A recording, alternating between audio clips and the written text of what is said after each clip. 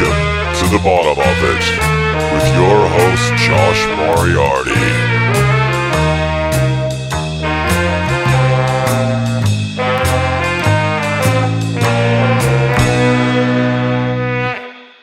Welcome to the bottom of it with me, your host, Josh Moriarty. Welcome. Thanks for tuning in. Thanks for being here, listening to your podcast. How did you get it? Podcast app? Did you do it on SoundCloud? I always use the podcast app, and I tried to explain to a few people that it's really, really easy, but they were telling me how I should run this podcast and where I needed to put it and all these things. And I said, you just get the app. It's really, really easy. Idiots. Don't listen to everyone. Only listen to a few people, and then the rest you just make up yourself. Unless you're an idiot yourself, in which case listen to everyone. You're going to get it all wrong if you trust yourself. There you go. Piece of advice. Today's episode is with Cester from Jet, the one and only rock and roll band from Australia, from Melbourne. Jet. I think they've sold something like 6 million records. That's a shitload. I don't know anyone else. I'm not friends with anyone else who sold 6 million records.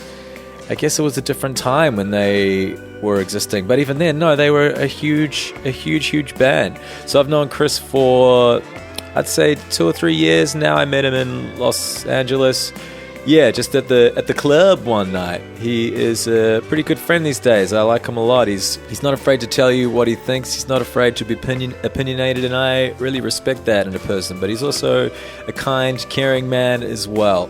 Jet are actually reforming. They are supporting Bruce Springsteen across Australia.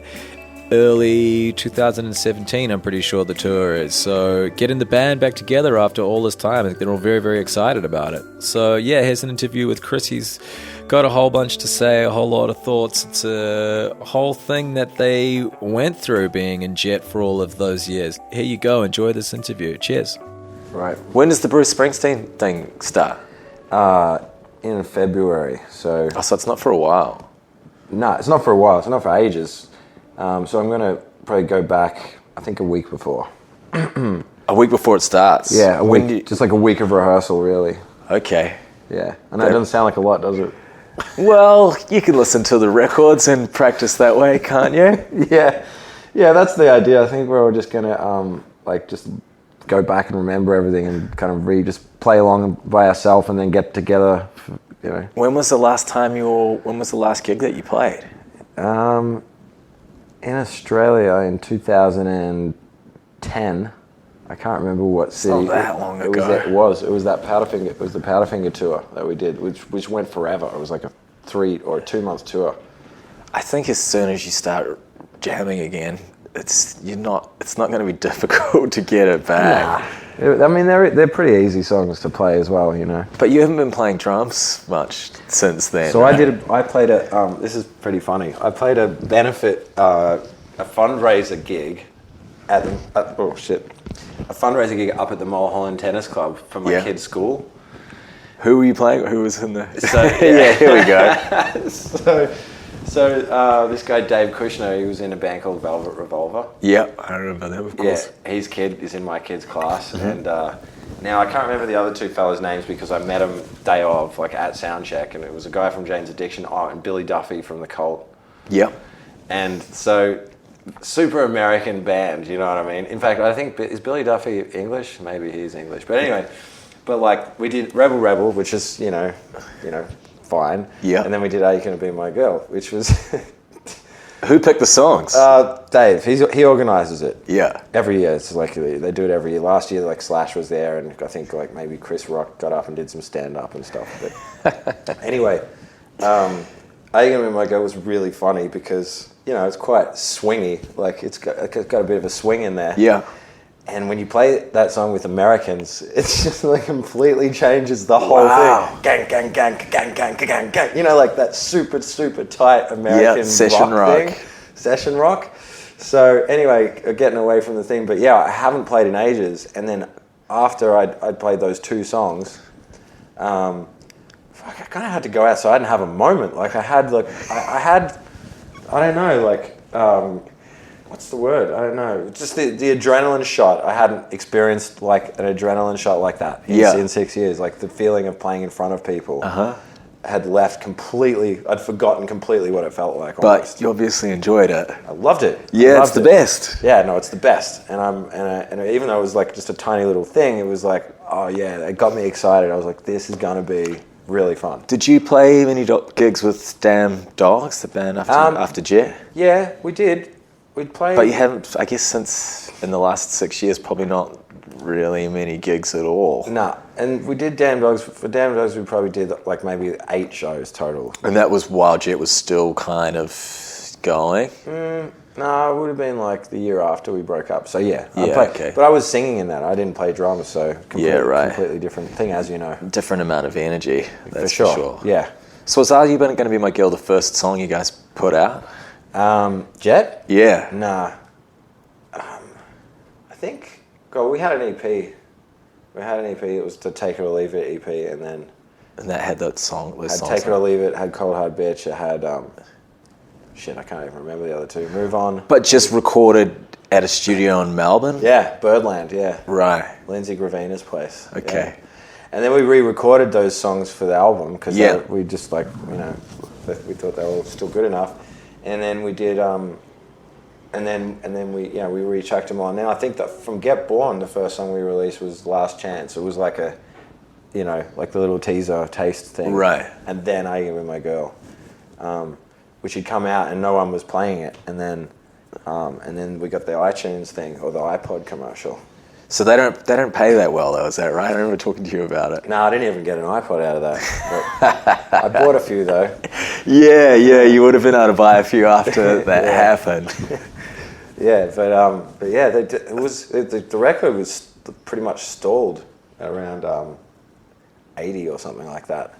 Right. On the Billboard, which like none of us, we were like, it was cool. We had like, we were on tour and we had big plans and there was a long way to go, obviously, but it's a little nerve wracking too because you're like, oh, what if no one gets it or no one's gonna, know. And then that happened and we got the iTunes thing. And if you believe this, we sat in the van with our manager going like, arguing about it for about half an hour going like, oh, I don't know if, this could be a really bad idea. People are going to hate us if we do this. And we almost said no. Right. And then someone was like, no, this is retarded. Like, it's great. It's going to be huge for you guys. So we said yes. And then the song just got picked up everywhere. They didn't really pay us, but the promotion was unbelievable, Yeah, I guess that was the start. I mean, I feel like that probably would have been the first time we I kind heard of like the enemy, were giving us a lot of love, and there was there was kind of buzz on that level of just like, the hipster level. Yeah. And then it just sort of exploded in a really big commercial way after that. Was it the first band you guys had been in? First band you'd been in, Jet? Yeah, I'd only ever really been in a band with my brother. Much. Mm-hmm. And how old were you when all that happened? Just a wee fella. Yeah, so I was like 20. I was 20 years old, and my brother and I would, I guess I probably wrote my first song when I was about 16. And I didn't show anyone because I was, when you first start, you're nervous about. Absolutely. Because it's it's come from you and it's a weird thing and you're not used to performing yet in front of people. I still feel weird showing people songs. Do you? Yeah, sometimes. Like if it's kind of emotional, I don't know, I just, no one gives a fuck, do they? Listen to my song. I don't know, I guess that's why when you're boozed and you're coked up, it's easier to play a song to someone than when you're sober, You don't have those feelings of, oh, is this cool? Yeah. Everything you do is amazing. This is the best song and you're all going to listen to it. Yeah, right now. Twice. Oh man, I've had who's really funny with that stuff. On one of the last US tours we did was with Oasis, and it was hurricane season in the south. I don't know if a few years ago you remember there was loads of hurricanes everywhere, and I think the show in Dallas got called off because there was a storm coming through. Yeah. So we all just got smashed by the pool, and then and Liam was pulling waitresses into the pool and stuff. He was it was awesome. And then eventually, but this is really funny because his brother comes over to the gate And they've got this. This is funny. I don't know how long I'm allowed to talk for. You can talk for as long as you want. Okay. Doesn't matter. Hit me. But he's got this they've got this guy. His name. Noel calls him Phil Spectator, and he's just a dude. He's just a dude that they grew up with, and he flies first class with them and just hangs out and he DJs for the band. He's awesome. He's a cool dude. And he goes, I said, "Where's Noel tonight?" Because Noel wasn't there. Everyone else was there. It was the Kasabian dudes, us, and Oasis, and like all their roadies and shit. And I was like to Phil, I was like, "Where's Noel? Because he's not here." And he's like, "You won't come in here, man." And I was like, "Why not?" He's like, it's just not really his thing." So sure enough, about half an hour later, Noel comes by and he's standing on the other side of the pool gate. By this time, I've been pulled into the pool by Liam as well, so I'm dripping wet. And I go over to the gate to say hello to him, and I put my hand out, and he just looked at my hand, and then and he goes, "I'll see you guys later," and walks off. So I go up to Phil and I was like, "You're fucking right, he didn't even come in the gate." And he goes, "Yeah." He come up to me, he goes, "I'm going to bed. I fucking hate wet people." Oh shit! But anyway, fuck. A while after that, it starts getting dark, and Liam's like, "All right, everyone up to my room," and basically just pounded us in the face with his new demos for about 2 hours, man. So yeah, you get carried away, but that's the thing. He was probably high off his ass. He definitely would have been. What songs that he doesn't even really write the song. No, it was all the songs that I guess became the BDI record. Right. They were cool, but it was it was just an intense, it was like an hour of it. You know what I mean? If you and I play each other a song, it's one song, maybe two. Yeah. This was 11 songs. Wow. Yeah, you got to be careful with that one, eh? I definitely... I've done it to people. Yeah, we've all done it. So I can never really judge anyone. It's what you fucking... I mean, it's kind of what we do, you know? It's it's your job. Yeah.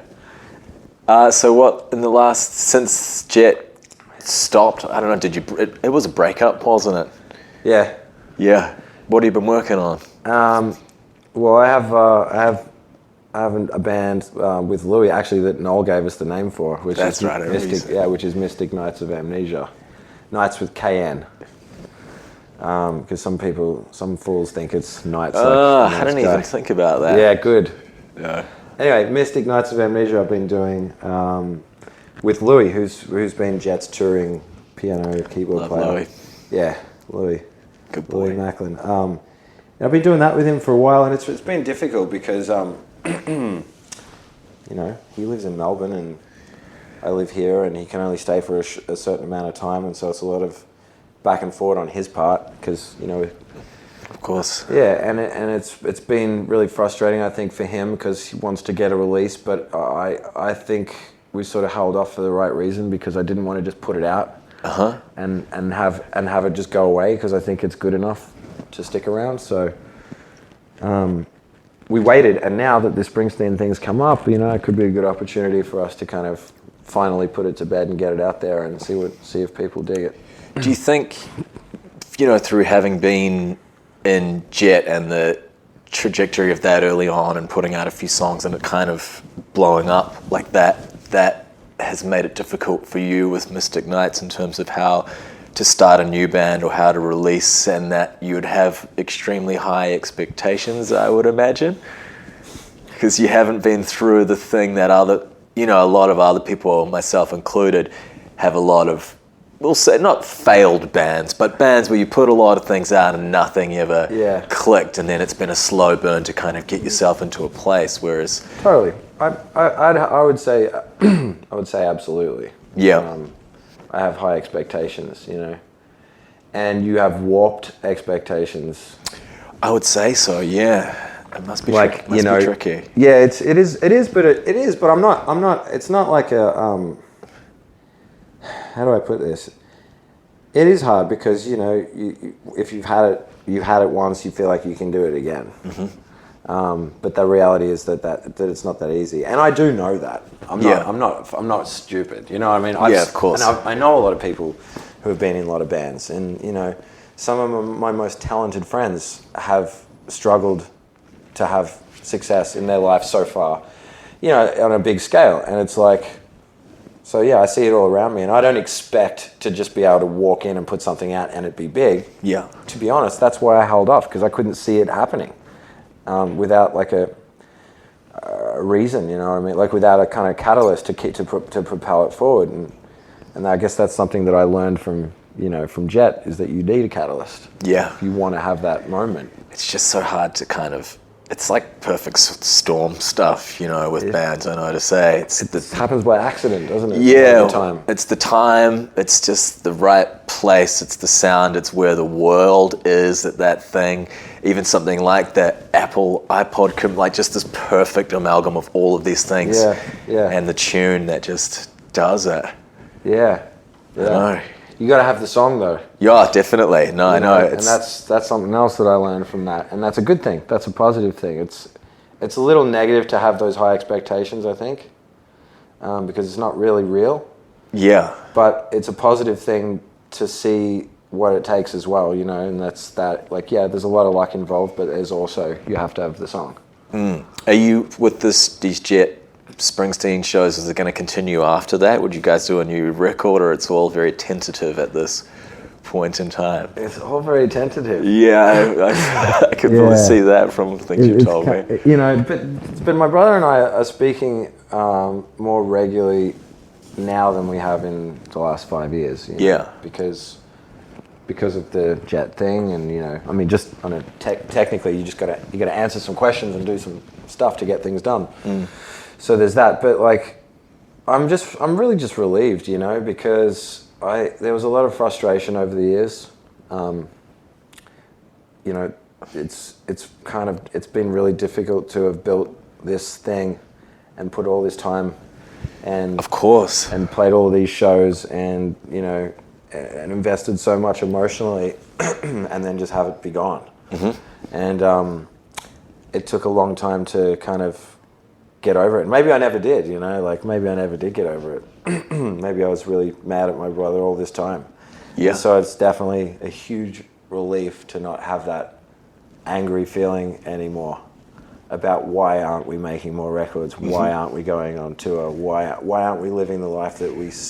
Well, you're still young, and it's not like anyone's really old or anything as well, you know. Stopping at it. How old were you when it would have started? I was like probably 28.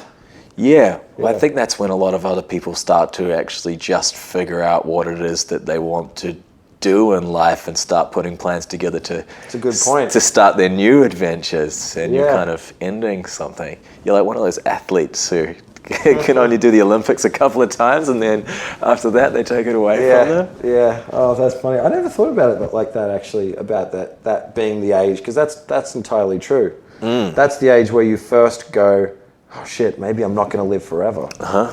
Yeah, about 30 usually. That's the point. Or just when you see it coming, you're like, oh god, there it is, big 3-0. What was the reason for the breakup? Was it all of you just arguing, or? Nah, yeah. I was going to say it was all my brother's idea. That's my first reaction, which is funny. There's always a person who calls a breakup, though. It doesn't mean that it's not everyone being involved. Yeah, you're right. Yeah. And, you know, and like it definitely got to a point with us where there was one tour we did, like right before the end in Europe, where Cam and I didn't speak to each other for like 3 months. We'd walk literally past each other in the hallway and not even look at each other. I've had a few moments like that on tour with guys and bands. It's awful. You just want to die. Yeah, but all you need to do is talk. Yeah. But you don't, because you kind of, fuck them, I don't want to talk to them. I'm not going to be the one. I'm not going to be the one. Yeah. I know. As soon as you do, you feel so much better about it, but... Yeah, well, we actually, because I can't remember, we were in like a dressing room in Germany or somewhere, and I remember just like, he was sitting there reading the paper and I was sitting there eating my lunch and we weren't talking, and then I just said, hey, or something like that, and he just like looked at me like I, you know, anyway, so he was like, hey, and I was like, can we just get over this shit? And something like that, and you know, he was like, yeah. I was like, oh, cool. And I go, hey, and then we were like, don't tell the band, let's just do something funny on stage tonight. And because they were all just like, what the hell is going on with these two dickheads? Anyway, so it was like all of us. Oh, me and him nearly had a punch on at the airport once at the carousel. You know, I think there was a lot of pressure. Mm-hmm. There's a lot of ways to skin this cat. I don't even know how far back to go. But like, I think it all really started around our second record, and then we just we never stopped touring, and we never stopped to talk about it and deal with it. And so things just built up, resentments built up. There was a lot of pressure on us around that time because, the record business was going through some pretty huge changes. Mm-hmm. Like, you know, this is right when we were like one of the last bands who had, like, they actually gave us money to make an album. And so, because Get Born had been really successful, and they were putting a lot of expectation on. What are the singles on the second record? The first single was "Put Your Money Where Your Mouth Is," and then I can't remember after that. Everybody just sort of panicked, you know. And it's funny because Shine On Now, like, you know, if you said, oh, you know, I've sold this amount of records, and you'd be like, oh, it'd be a huge success, but it was a flop back then. Yeah, right. To not have sold. Basically, if you don't sell 5 million albums, you're a flop at that level. That's the thing. And I was talking to, Taylor, what's his name? Taylor, the drummer from Foo Fighters one day about this, because he was like, how's it going with the second record? We were on a plane together. And we took a break from making the record to go play a festival. And I was like, it's fucking crazy. The label are there every day. And he's like, yeah, I remember this. And he was talking about their album, the one with Monkey Wrench on it. Yeah, right? Color and Shape. Yeah, which is great. And it was their second album. Yeah. Same thing. So the first one had gone really well. And then the label were like, and Taylor said that, like, yeah, man, they're just crazy. They say shit like, oh, you guys are going to do Chili Peppers numbers. And he's like, I don't even know what the fuck that means, you know? But I knew exactly what he was talking about, because that was the kind of thing they were saying to us too. Like, you guys are going to save Atlantic and all this sort of shit. I'm like, what? Whoa. I'm 23 years old. I don't fucking care about Atlantic. Yeah. You know, and so it was a lot. You know, it was a lot of pressure. And then, you know, my father had passed away. So there was probably some unresolved feelings there between my brother and I about how we handled that. Yeah, of course. Then the album came out, and, you know, everyone got paid as well. You know, suddenly we didn't have to be as unified as we were before, because fuck you, I'm going to go home and just sit in my awesome house and don't have to talk to anybody.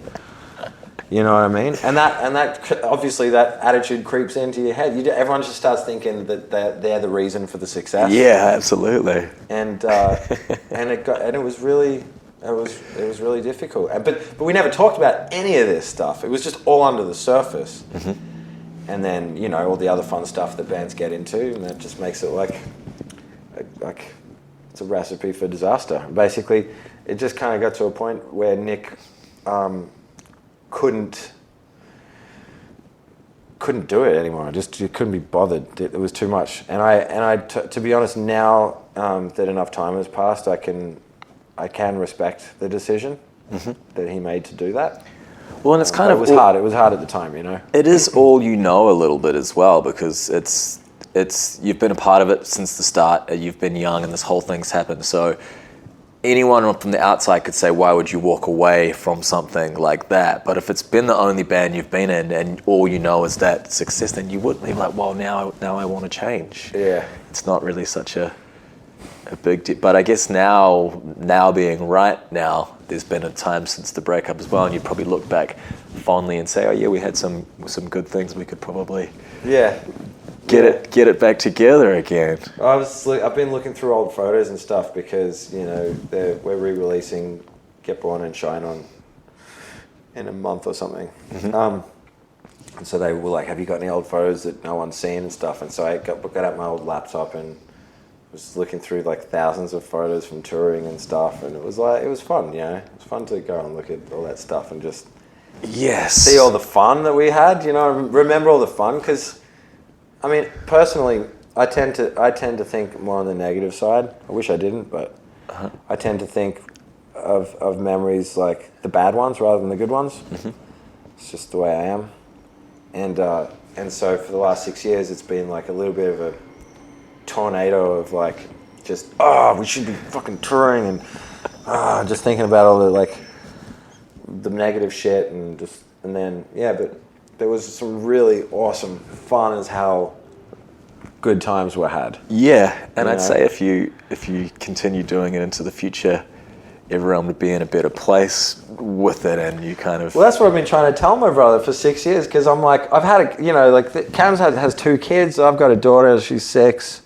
I'm not the same guy I was when the band broke up anymore, Well, especially now you could make it work in a way that suits everybody as well, where you designate the time for the record, you do the 2 months there, promote for this amount of time, play this many shows, and then everyone goes back home to their family for a certain amount of time. You can kind of turn it into that, whether you do or you want to, or it's going to work or not. But right, you guys will figure all that out.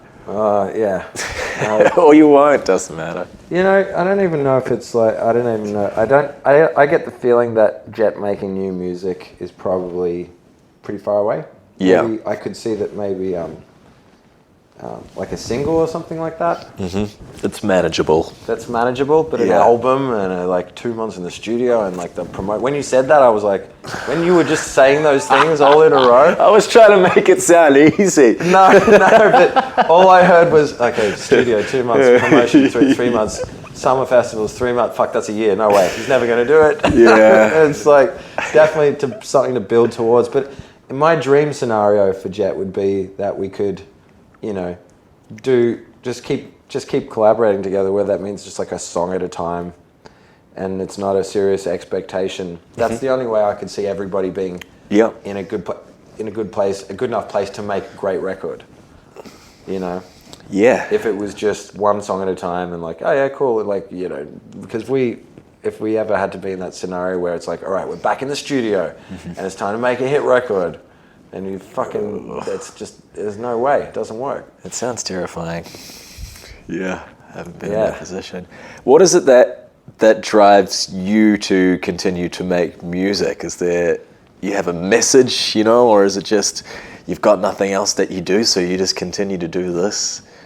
There's a million different reasons. I find reasons while I'm doing it.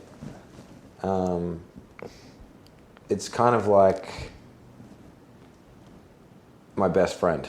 Mm-hmm. You know what I mean? The thing that you can always rely on no matter what you're going through. It has always been there, hasn't it? Yeah, I feel the same, actually. Yeah, it's a shoulder to cry on. So, and what's really interesting, I find, is that when I I've gotten better at writing lyrics over the years and being more honest. And I often find, even if it's an up-tempo song, I'm always finding really quite dire lyrics and messages in my music that I didn't know was there when I was doing it. And I think it's all about letting go and just trying to let things come out instead of trampling on them. And so that's not really answering your question. No, that's fine. But yeah, I find the reasons why I do it long after I actually do it. I think it's just also, this is what we do. We've been doing it for a long time. Well, Better the devil you know, almost. I'm not going to become a pro boxer at fucking 33. You know what I mean? Yeah. There's no other activity that I do that I'm going to go pro and do and make money out of. Like you said, all of our kind of friends who aren't musicians, they spent their 20s getting college degrees and getting their careers up and getting jobs and shit. And you and I, we don't have the luxury of going back to do that really. Now it's kind of too late. So I mean, you can. You could, but I'm not going to. No, fuck that. Nah. It's boring. Yeah. Fuck it. No. Well, I was talking. No, but you know what I mean. It's like it is a bit late. Like you got to go back to uni for 4 years at our age. Like no, it's not. There's also something really fun about the chase. I was talking to Geordie Cleopold about it. Mr. Cleopold. Mr. Cleopold. But how it's sort of it's like this gamble thing that we all have. There's always the next song and there's the next session where you're working with someone and you get really excited about these things, and because we've all seen and tasted successes from certain things that we've worked on, it kind of drives you to keep doing more as well. I mean, that's one side of it. I also just think love making music, and you just get to hang out with your friends a lot, you know? It's Yeah. like a really good excuse to either drink or party or work on music and get together. It's like a social club as well. It is like a social club. Yeah, definitely. Totally. I think that's... Yeah, it's a gang. Yeah, we are a gang, and your band is kind of the tightest gang of all of them. Yeah, I mean, you go. It's like even the biggest bands who all go travel in separate cars and shit. You still... Still a gang. It's a gang, yeah. Is there something that you haven't done yet that you would like to do with music? Yes, separate cars and shit. No, no, I'm kidding. Well, sorry, you didn't finish. But. No. It's is there a... You're obviously going to keep doing this, you know? You don't feel like you've completed it yet. Is there some album you haven't made? Is there... Yeah. I guess it just kind of keeps going, doesn't it? Is there an end goal, you know? Is there something where you could say, okay, I've done it now, and then you'd be content? I was growing up. I was like a writer. Mm-hmm. I used to like write stories and make up things and like sorry. No, it's fine. Don't worry. And my mother's always told me like it's funny because she was forever. My mum was like. You should just stop playing music and just get back into the writing. Like you should take it more seriously. Like everybody's parents at some point are like, you sure this isn't just a shitty pipe dream? And obviously we ignored her and kept doing it and things worked out. But I do love to write, and I think that like if I ever had enough of a good story to write a book, then I could end it there. That would be it. Doesn't have to be music, as long as you're creating something. Okay, but always creating. Yeah. That makes sense. Yeah. I really want to do comedy at some point. No, I don't like not stand up, No. but just be involved with it somehow. Yeah. Because I've Well, they work in teams like bands do. Yeah. Like sit around a table like comedy I think it would be writers. I'd love to be the creator of a show, so I don't have to write all the gags or anything, because I would know. I think I could discern what was funny, and because you can just put these teams together, can't you? If you're the producer, you just got to find the writers, find all the other stuff. Yeah. That's definitely one thing I want to do. I'm in the right town for Did you hear about Jason Hill's show that he was making? So he was actually making the show? Yeah, he had a cartoonist and everything. Wow. Is it still going? Or? I can't. What was it called again? It was really, really funny. It was a hilarious concept. Basically, it's about the music business. Yeah. And all the artists are animals, like they're animal cartoons, and then all the humans are the business dudes. And I was going to be in the show actually. I had an idea that because I was going to play myself, and Jason's like, no, you've got to be an animal. So they were like, I was going to be a shark with the hat that I wore in the Are You Gonna Be My Girl video. And then I had this idea that like every time I came on the show, I did the same thing, which was basically like I'm a session drummer in the studio, and they're trying to make hits. And they call me in and they tell me what kind of beat they want, but I can only play the Are You Gonna Be My Girl beat. And so every time they ask me to do it, I just do the Are You Gonna Be My Girl beat. I'm like, yeah, cool, no, I got it. And then they explain how I'm getting it wrong, and I'm like, no, more like this. Okay, oh yeah, cool, got it. And then just the same beat every time. I get away. It did feel like that for a while, Are You Gonna Be My Girl was such a huge fucking song that it kind of, in some ways, dwarfed the band, It's funny when, something from so early on as well, nothing else ever, like the Strokes with Last Night, that's just the biggest song. No, look, every band has to have one. Yeah. And believe me, you think, I've had this conversation with all my musician friends. I think we did talk about this, Every even band's the got Rolling one. Stones, you reckon it was Satisfaction? Yeah, Satisfaction came on, and it was a different electricity. The crowd just responded in a different way. Yeah, that's true. And it's usually the song that sounds like it comes from a commercial, because you've probably heard it on a commercial 1,000 times. But it's true, they all have one. I mean, maybe no one will ever know about the Beatles because they never got to that point where they could just go on stage in 2015 and play all of their hits. Mm-hmm. But maybe they could be an exception to the rule. Yeah, no, I think everyone has one. And even just to be able to have one everyone wants one, you know, and then people go, oh, you'd maybe be sad if you only had one. Like, well, at least have one. One's better than none. One's better than none, yeah, exactly. It's true, and the thing is, it's not even really true. It just felt that way. Like Cold Hard Bitch was really big here, and so and Look What You've Done was a crossover hit. It's a great song. But it's just that song came in such a ball of excitement and stuff, and it was the beginning. So the beginning's always the most exciting time, and then, you know, whatever. It's good to have one. Yeah, well, you know, you can, and if you want to do your research, you go on Spotify and look up your own band, and you see what the other ones are. You go, oh yeah, they're still doing okay as well. It's not some other guys hanging around there. Yeah, there's some other ones. So what hobbies do you have outside of music? I'm always interested to know what people do when they're not doing this. A lot of people I've asked don't have much of an answer. I don't really. Yeah. I mean, I box. Usually getting drunk is kind of a well, yeah. I mean, I get drunk and I get high, and I have a daughter now, so that's I don't know. Does that count as a hobby? Yeah, kind of. 'Cause it's another thing that I do. It's something else that you do that takes up your time. And it takes up a lot of my time, and she's really difficult. She's my daughter, so of course. How old is she now? Huh? How old is she now? 6. 6. Yeah. I haven't seen her in a while. So I got called. Like for example, we got called in. My ex-wife called me up. Oh, that's another thing that I have to manage. That's a hobby, having an ex-wife? Having an ex-wife is kind of like having a job. It kind of is. Yeah. You know? You have to maintain certain things, you know what I mean? It's amicable though, at the moment? Yeah, no, it's great. No, Diana, we spoke last night for an hour, just laughing and stuff. But anyway, that's volatile and can blow up at any moment. And it is like that. It's like handling a bomb. Just do it really carefully. Anyway, and she called me up. She goes, "Oh, we have to go to school. We got parent-teacher interviews." I'm like, "Oh, cool, parent-teacher interviews. That'll be interesting." She's like, "No, just us." The teacher's called in because she wants to talk about, you know. I mean, like, so things happen, you know. What other hobbies do I have? I love films. Yeah. I love watching them, and you know.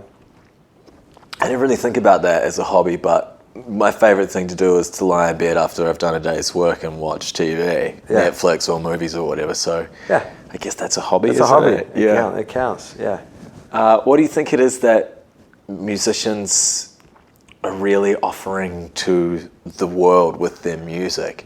Are we just a bunch of selfish assholes telling our shitty stories that no one cares about, or is it really making people happy?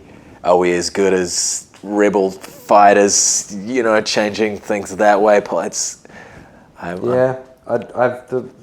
older I've gotten, as I've gotten older, I've thought about it in a more respectful way. I used to think some of those things like, we suck. We're just a bunch of dickheads, a bunch of fucking selfish. I go back and forth often. Yeah, but like, I used to think more that way all the time. And as well, when I first got paid, I was like, I had like money guilt for a minute and just like, this is stupid. I can't believe I'm earning money for like having the best job in the world. But then you get over that. But I definitely think of it more as a trade now. And you know why? Do you know what changed for me about that? Was when we stopped getting paid. You know what I mean? When it changed and music became sort of seen by people as something that they can just have for free. And this isn't even like, I'm at peace with it now. It really used to bother me. But it doesn't now, because it's just the way that the world has changed, and what are you going to do about it? And now you could have a conversation with a 12-year-old kid who literally wouldn't even know what, if you told them, you know, you used to have to pay for music, they'd be like, what? I didn't even think about that. I mean, of course, you like know, a 12-year-old kid has literally no concept of actually paying for a fucking song. Okay, and so when that happened, I think my attitude was like, no, this is important. We matter to people, you know.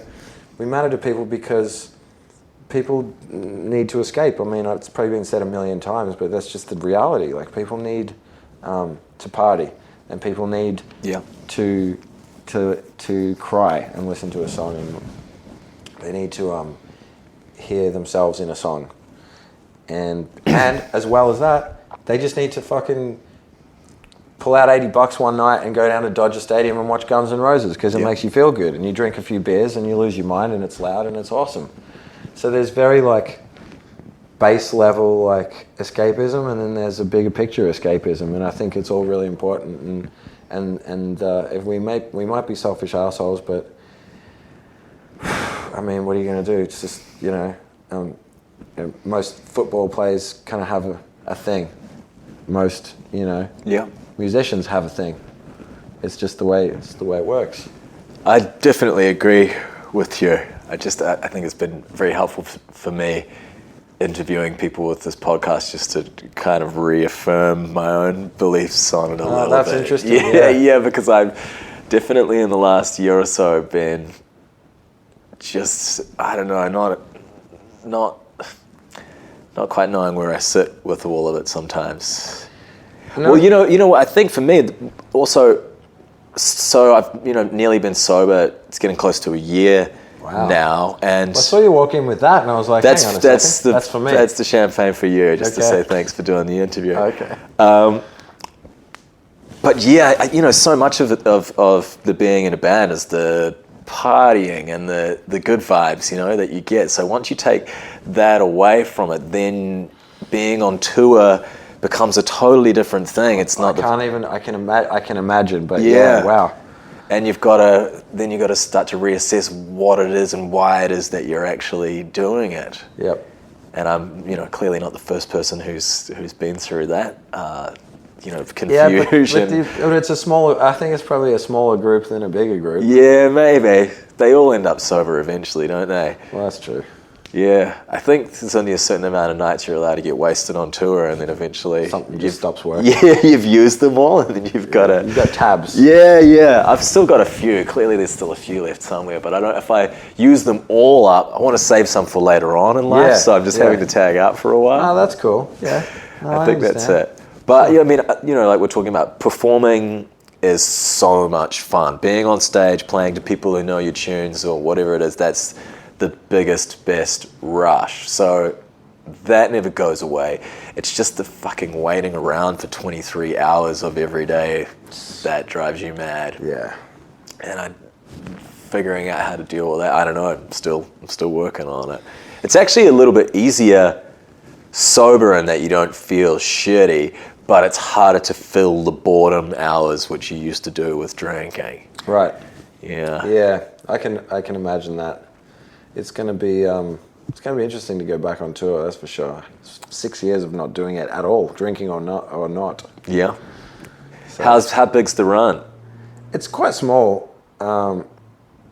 It's small and huge because the size of the shows are really big. I like it that the first shows you guys are doing back together are going to be these very, very big. I know. Like stadium kind of. I know.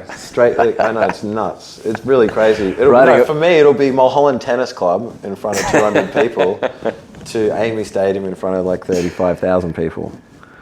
So, yeah, no, it's crazy. And it's also not something we haven't done before. So, and I remember that feeling, but playing these big shows. Like, it's funny I used to find it really funny when bands would talk about, oh yeah, like, you've just lost the connection with the audience at the stadium. I'm like, isn't that where you want to be? Yeah. Do I sound like an asshole saying that? But isn't that like what you want? Pretty much what every band ever wants is to be a stadium band. Yeah. Clearly. But then they all say this bullshit when they start getting to it, where they're like, oh yeah, we're coming back to the small venues because we've lost the connection with our fans. No, you've just gotten more fans, basically. Yeah. Well, I guess the Stones do that. Not that they're our stadium. That it's not a stadium full of Jet fans coming to see us. It's Bruce Springsteen's stadium. Yeah. But the magnitude is rad. That's going to be good. Yeah. Chris, and thank you very much for taking the time out. Thank you, mate. Cheers, Chris. Good man. I always enjoy hanging out with that guy. We've had some wild nights together. Shit, LA style. That's what happens sometimes. But these days, more just taking it easy when we get together, hanging out at the studio. We've worked on some songs. Nothing that you would be able to hear yet, but keep your ears peeled. We'll write a smash hit. I know that he's got it in him. yeah, if you get a chance, check out Jet on the Bruce Springsteen tour of Australia. I'm sure it will be awesome. I've never seen Bruce Springsteen, and Jet put on a great show, so there you go. I'm sure tickets are probably about $500. It's easy. Just go and get one, you idiot.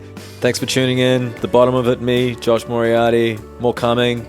Who am I going to interview next? I don't know. I've got such a huge list of people that I need to get through. Being in LA now is making it a whole lot easier. And I guess people are happy to sit down and have a chat because I'm not to say I don't. I'm not an asshole.